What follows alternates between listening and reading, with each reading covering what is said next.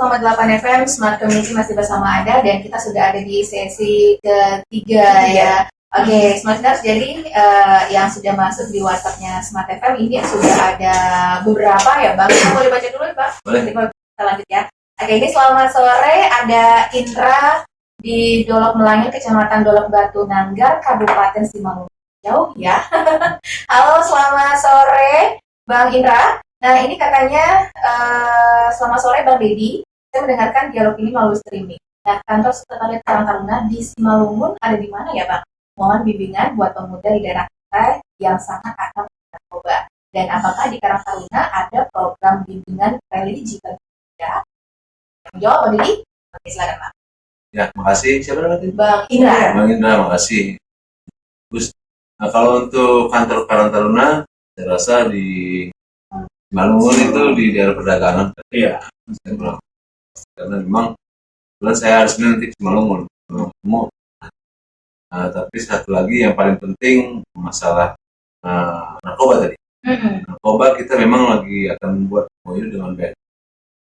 Kita dalam hal ini memang kebetulan ada program BNN dalam hal mensosialisasikan masyarakat yang ada di Sumatera Utara, khususnya Simalungun. Nanti kita akan coba ikut dan dampingan dengan BNN untuk mensosialisasikan bagaimana kondisi dengan darurat narkoba. Sedangkan darurat narkoba ini kita takut anak usia dini ini udah malah lari ke narkoba sehingga masa depan kita hancur. Kita akan hancur. Gimana mau merangkul mereka kalau mereka aja sendiri terlibat narkoba gitu ya. Jadi dibersihin dulu gitu ya. Makanya BNN mungkin melihat kita memang ada basis di desa dan kelurahan dan si SDM kita ada untuk bisa kita mendampingi masyarakat dalam mensosialisasikan bahaya narkoba kepada pemuda-pemuda generasi seperti ini tugas bagi kita dan ini bukan beban bagi kami. Kami ingin mengupdate ini dan alhamdulillah BNN percaya bagi kita sehingga kita akan, karena kita punya anak juga nantinya, kita tidak mau negara kita hancur. Khusus Sumatera ini memang sekarang dampaknya luar biasa di desa-desa sekarang narkoba, malah lebih parah lagi. Saya sudah survei dan mendapat informasi, makanya kita bergerakan bersama dengan kawan-kawan basis kabupaten, kecamatan, desa bersama-sama lah. Kami provinsi dan tim sendiri harus bersama-sama, termasuk juga dengan masyarakat harus bergerak. Karena kita dikhawatirkan ke anak-anak. Kemudian katanya ada nggak program bimbingan religi bagi? Tentunya itu penting. Religi itu mental untuk pemuda yang akan tanpa religi kita tentunya akan salah arah nantinya. Mudah-mudahan program-program yang besar keagamaan, baik itu Ramadan, baik Natal dan Baru dan yang besar lain keagamaan kita akan coba masuk di dalam. Oke, semoga sudah terjawab untuk Pak Indra ya. Kemudian lanjut, ini ada bahasan di Deli Serdang. Nah, pertanyaannya, sore Pak Dedi, apakah diperlukan pendidikan khusus atau tingkat untuk pemimpin sebuah organisasi Karang Taruna? Apakah diperlukan skill dan manajerial untuk pimpinan kecamatan dalam mengelola sebuah Karang Taruna? Baik. Jadi memang Bang Hasan, kalau jadi pemimpin itu saya rasa memimpin diri sendiri dulu. Menjadi pemimpin. Kita harus disiplin dulu dalam diri kita ya, komitmen ya. Ini dalam hal bertemu dengan kawan aja kita harus punya komitmen dan sesuai dengan apa yang kita janjikan. Masalah pemimpin itu sebenarnya tidak hanya pintar, tapi harus bisa memberi sikap membuat pusat kebijakan yang memang betul-betul dampaknya untuk anggota. Nah, pemimpin ya harus bijaksana dalam hal melihat dan jangan bagaimana menciptakan anggota itu kompak, solid dan bisa bekerja sama. Pemimpin itu sebenarnya tidak perlu ada khusus saya rasa. Bagaimana pemimpin itu bisa berdialog langsung, tidak ada batasan antara pemimpin dan anggota. Besarnya pemimpin itu tanpa kekuatan dan tanpa solidaritas daripada kawan-kawan di bawah. Kita mau pemimpin itu bisa menciptakan kader-kader pemimpin yang baru. Itu baru pemimpin saya rasa ya.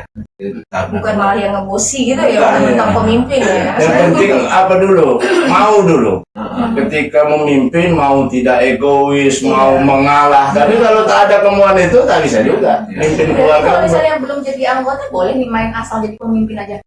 Ya tinggal bagaimana anggotanya mau nggak jadi Dipimpin. Belum kenal tuh Bang, belum kenal kok bisa jadi pemimpin. Enggak, gini, kalau untuk kepengurusan kita ada persyaratan.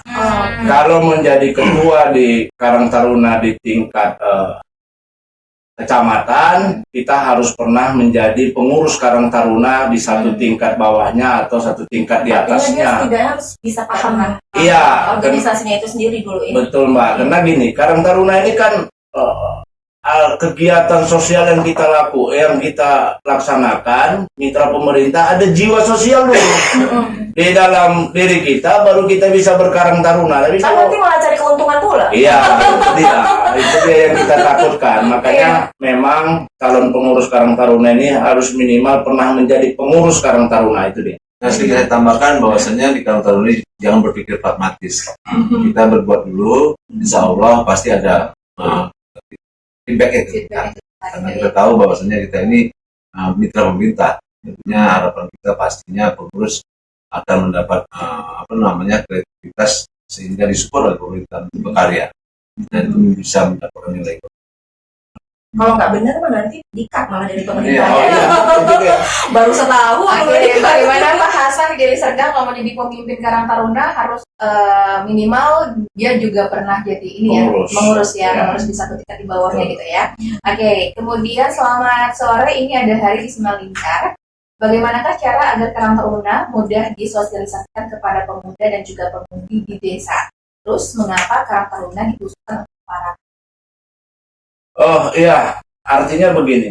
Ada 3 tugas utama bagi pengurus Karang Taruna. Yang pertama, organisasi itu melakukan konsolidasi, membangun komunikasi dengan stakeholder, dengan masyarakat. Yang kedua, usaha kesejahteraan sosial. Usaha kesejahteraan sosial ini adalah membantu pemerintah di bidang-bidang kegiatan-kegiatan sosial, gotong royong. Kita harus bersama dengan pemerintah, ikut serta dengan masyarakat. Itulah bagian dari bagian dari bagaimana kita memperkenalkan Karang Taruna. Tapi kalau kita tak bagus membangun komunikasinya dengan pemerintah, sulit bagi kita. Gitu. Saya pikir itu dia. Oke, kemudian juga selamat sore, ini ada Setiawan di Tanjung Morawa. Nah, sore Bang Didi, saya mau tanya, apa perbedaan Ormas dengan Karang Taruna? Maksudnya apa perbedaan Karang Taruna dengan Ormas lainnya? Kan banyak nih Ormas di Sumatera Utara ini yang katanya di mata masyarakat ini bukan mengayomi, malah membuat takut. Iya beda. Bahwa Karang Taruna itu adalah organisasi sosial kepemudaan. Sosial kepemudaan. Kalau Ormas kan organisasi masyarakat. Makanya sistem peng-SK-an pun kita berbeda dengan Ormas. Kalau Ormas itu SK-nya dikeluarkan satu tingkat di atasnya. Kalau Karang Taruna itu SK-nya itu dikeluarkan oleh pemerintah setingkatnya. Kalau dia di kelurahan, lurah, di desa, kepala desa, camat. Kami di Sumatera Utara gubernur gitu.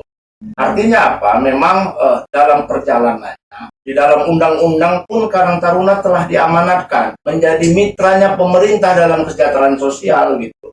Jadi memang beda Karang Taruna dengan Ormas. Kalau ada Karang Taruna, pengurus Karang Taruna yang bahkan meresahkan masyarakat, inilah yang harus kita lakukan pembinaan.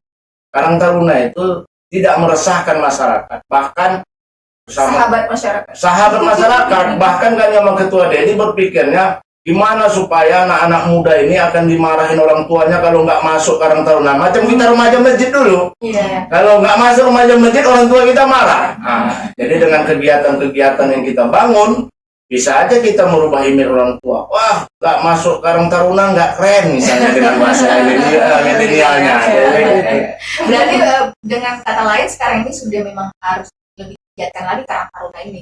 Ya, kita berharap demikian karena memang jelas tadi disampaikan oleh sekretaris tentang mitra pemerintah dan memang anak kita sama-sama kita bergaya tangan dengan kondisi sosial yang ada sekarang ini, dampak ekonomi dan juga dampak masalah narkoba, banyak sebenarnya yang masalah-masalah yang ada di bawah ya desa Kelurahan. Nah, yang penting bagaimana kita berpikir membuka mindset pemuda agar mempunyai kemauan, kerja keras, dan mempunyai kreativitas, inovasi, agar mereka mempunyai kemandirian di masa depan. Kami ini berharap dengan adanya kepengurusan kami ini adalah manfaat masyarakat. Bagaimana kami menciptakan ataupun menggedor semua dinas-dinas untuk bisa menyalurkan bantuan-bantuan tersebut ke sasaran terguna. Itu juga dengan sumber daya manusia kita yang ada di desa Kelurahan. Dilatih sesuai dengan kompetensi dan juga potensi daerah. Jadi kita berharap dengan berkarang taruna menjadi wadah yang betul-betul untuk masyarakat berguna juga bagi lingkungan dan juga bagaimana kita akan membuka lapangan pekerjaan dan juga bagaimana kita bisa membukakan peluang-peluang dunia usaha yang ada di daerah masing-masing. Oke Bang, sebelum kita lanjut lagi, kita harus break lagi Bang. Enak ya. Nah, Mas Das, terima kasih yang sudah ngirimin WhatsApp-nya ya di 811671018. Kita jeda sesaat.